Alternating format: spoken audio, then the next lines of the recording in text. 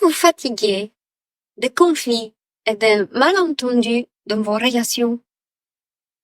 Découvrez avec moi la communication non violente qui permet de transformer vos discussions.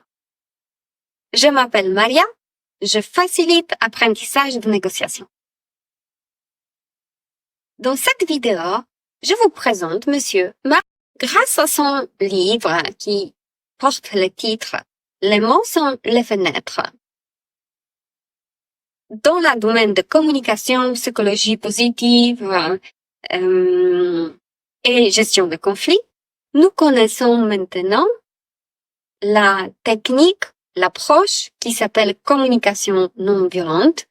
On peut dire en anglais non-violent communication avec un raccourci NVC, qui consiste à l'approche empathique et basée sur la coopération. Cette approche permet de s'exprimer dans une façon qui est facile à accepter par quelqu'un en face de vous. Pourquoi c'est important d'être entendu et compris, et aussi pour que le message qu'on veut transmettre soit accepté? Bon, quand nous imaginons, s'il y a un conflit, c'est pas évident de trouver quelqu'un avec l'esprit ouvert en face de nous. Parce que chaque partie se bloque, garde ses positions et défendre les positions. Comment construire une communication efficace, cohérente, avec un cœur ouvert? 4 étapes de communication non violente permettent de s'exprimer dans une façon qui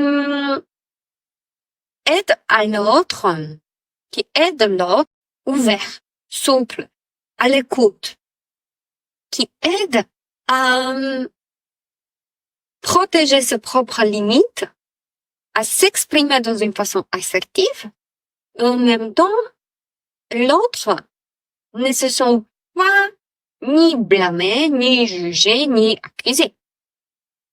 Bon, voulez-vous connaître ces 4 étapes? Première consiste à observer la situation. Imaginez que vous êtes une caméra photo et vous regardez de loin. Qu'est-ce qui se passe? Par exemple, vous rentrez après le travail à la maison et dans la cuisine, il y a toute la vaisselle sur tous les plans de travail, dans l'évier, il y a les miettes après les pains sur une planche, il y a les fruits qui sont dans les sacs plastiques à moitié avec les épluches, avec la peau et à moitié découpée, avec des noyaux qui restent sur la table. C'est ça l'image de la cuisine quand vous rentrez après le travail. C'est factuel, c'est coloré, disons. Il y a des choses sur tous les espaces disponibles, normalement, pour le travail dans la cuisine. Pourquoi c'est important d'être factuel dans cette première phase?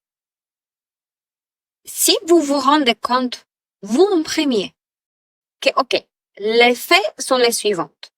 Au matin, quand je suis sortie de la maison, la cuisine n'était pas avec de la vaisselle sale sur tous les espaces possibles. Il n'y avait pas de sac de course avec des fruits disposés au milieu de la table. Et je rentre et je vois exactement cela.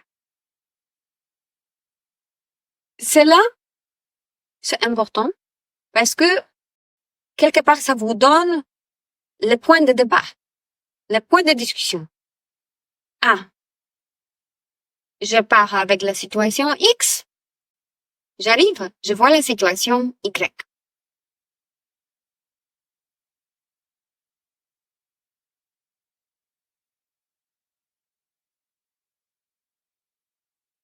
qu'est-ce qu'on fait avec cette observation? Bon, on verbalise. Exactement comme les caméras, sans les adjectifs, sans les émotions derrière, on décrit. Je vois les fruits au milieu de la table, je vois la vaisselle sur le plan de travail. Point. Tout le monde le voit. C'est vraiment difficile à contrarier. La cuisine est avec des vaisselles pas propres, avec des sacs plastiques, ainsi de suite. Étape numéro 2. Sentiment. Maintenant, on s'interroge, on fait un dialogue intérieur et on voit qu'est-ce que ça me fait à l'intérieur de moi de retrouver la cuisine dans cet état-là.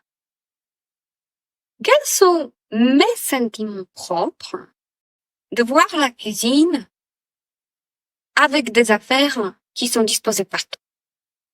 Et ici, si je continue cet exemple, je peux me sentir un peu frustrée, je peux me sentir en colère, je peux me sentir en dessus, surprise parce que je rentre pour le travail, je suis partie avec la situation X, je rentre avec la situation Y. Ce n'était pas prévu, alors je suis surprise. Je suis surprise. Je ne savais pas que vous avez fait des courses et je ne savais pas que vous allez acheter des fruits. Je n'ai pas pensé que vous allez manger à la maison. Je vois les assiettes sales qui sont sur la table et pas dans la vaisselle. Je vois les Vietnam. Et tout ça, ça me rend énervée parce que je sais pas même s'il y a besoin de dire pourquoi. Ça me rend nerveux. Si j'exprime de cette façon-là mes sentiments, je parle de moi. Je parle avec la première personne par je. Je dis qu'est-ce qui se passe à l'intérieur de moi. Et à nouveau, la personne qui écoute ne peut pas contrarier mes propres sentiments. Parce que si moi, je dis, je me sens comme ci et comme cela, je parle de moi, je ne suis pas quelqu'un qui blâme parce que c'est ta faute, ou je ne suis pas quelqu'un que tu as provoqué, que c'est moi qui est en colère. Tu dis d'abord quelle est la situation, et après, moi je me sens. C'est vraiment le communicat par jeu qui est primordial dans cette manière de s'exprimer. Étape numéro 3. Besoin. Nous avons fait le point de la situation, observation, la cuisine, plein de choses suivantes. Nous avons fait les sentiments, je me sens énervée quand je rentre de travail et je retrouve la cuisine dans cet état-là. Besoin.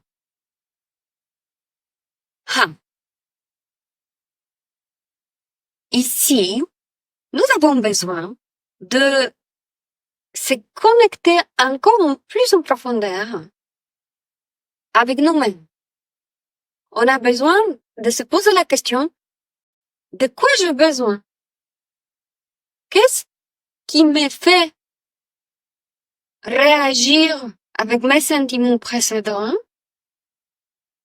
Et de quoi j'ai besoin pour que mes sentiments précédents n'apparaissent pas? Parce que je prends par défaut que les sentiments précédents ne sont pas joyeux, éclatants, euphoriques. Ce sont plutôt les sentiments assez challenging et qui posent un défi. Comment vivre avec ces sentiments qui sont peu agréables? Alors maintenant, de quoi j'ai besoin pour pouvoir rentrer de travail et retrouver ma cuisine dans un état qui ne m'excite pas, qui ne me rend pas en colère? De quoi j'ai besoin moi? Qu'est-ce qui se passe pour moi qui est tellement important que pour couvrir mon besoin d'être à la maison, chez moi, dans la cuisine, pourra m'aider à rester dans la sérénité, dans l'apaisement, dans l'état qui est plaisant et agréable. Et effectivement, on pourrait aller dans cette direction-là. Peut-être mon besoin 1 de pouvoir communiquer, mon besoin 1 de garder mon calme quand je rentre dans ma maison, dans le lieu qui devrait être le lieu de sécurité.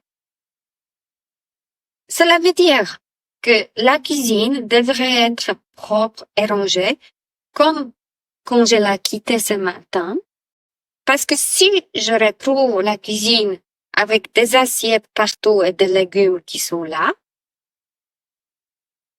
le bras me tombe. Je ne sais pas quoi faire, parce que normalement, je serais censée de faire le ménage dans la cuisine. Et je ne me sens pas à l'aise à faire ça. Je ne suis pas responsable de l'état de la cuisine. Je ne veux pas faire de ménage. J'aimerais me reposer après ma journée de travail. Mon besoin de repos, mon besoin c'est de se sentir en sécurité, mon besoin est de voir l'état propre de la cuisine.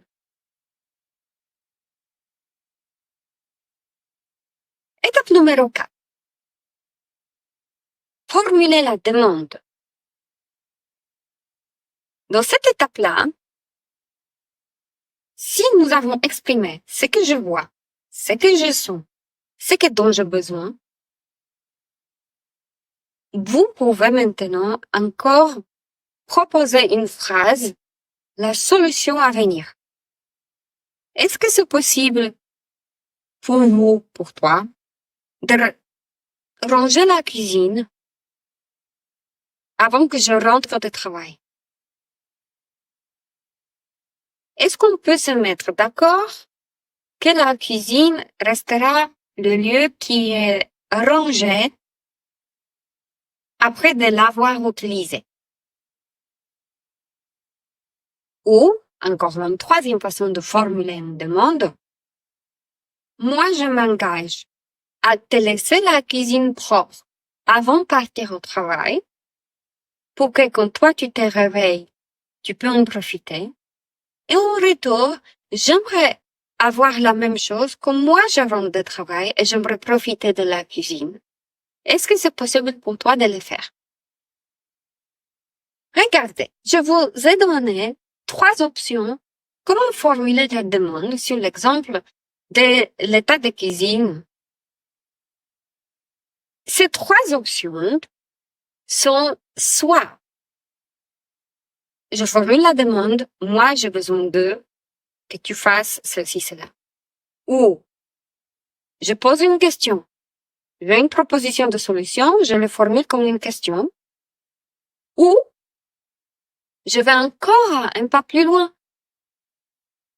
Je montre ma volonté et ma motivation et engagement que moi j'aimerais participer à la bien-être de notre bien commun et de cette relation entre nous deux.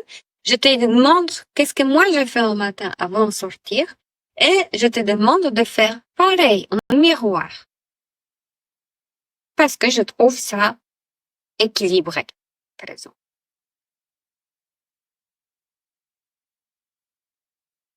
Comme vous voyez, ces 4 étapes, ça semble être un peu long et ça peut vous paraître assez compliqué à mettre en place. Vous ne savez pas comment utiliser les mots pour ne pas dire « Ah, quel désordre dans la cuisine !» Encore plus grossier. Parce que premièrement, c'est pas la situation que moi je suis sur la pression d'émotion, du temps, de la fatigue. Deuxièmement, je me suis préparée pour cette vidéo, alors l'exemple, c'est un exemple qui est inventé. Cependant, récemment, j'avoue, j'avais une situation similaire chez moi à la maison. Il y avait des enfants qui étaient invités et ces enfants-là ont fait tellement de bruit dans la maison que moi, je suis rentrée, quand j'ai ouvert la porte et j'ai entendu tellement de la radio, de la télé, de cris dans le salon, je me suis dit, j'ai besoin un peu plus de calme. Je sautais première et deuxième étape. Je n'ai pas exprimé, j'entends la radio, je vois les jeux vidéo, je vois les télé. Non. J'étais capable de me connecter avec moi-même tout de suite, instantanément. Je suis que c'est les stimuli auditifs qui sont trop forts pour moi et je ne peux pas vivre avec. Et j'exprimais dans une façon vraiment directe, j'ai besoin un peu plus de calme. Et ce message-là permet à tout le monde de voir, ah, ok, nous n'en sommes pas rendus compte parce qu'on était dedans, on est depuis 8 heures dans sa sauce, on est resté comme ça. Cependant, quelqu'un vient d'arriver à la maison et il nous fait comprendre que la situation, de son point de vue, sa point de vue n'est pas pareil. Je vous raconte cet exemple comme une courte histoire pour vous montrer que cette technique est très simple à ancrer et à utiliser. Ça demande un peu d'effort. Mais la technique fait miroir à nos besoins selon la pyramide de Maslow.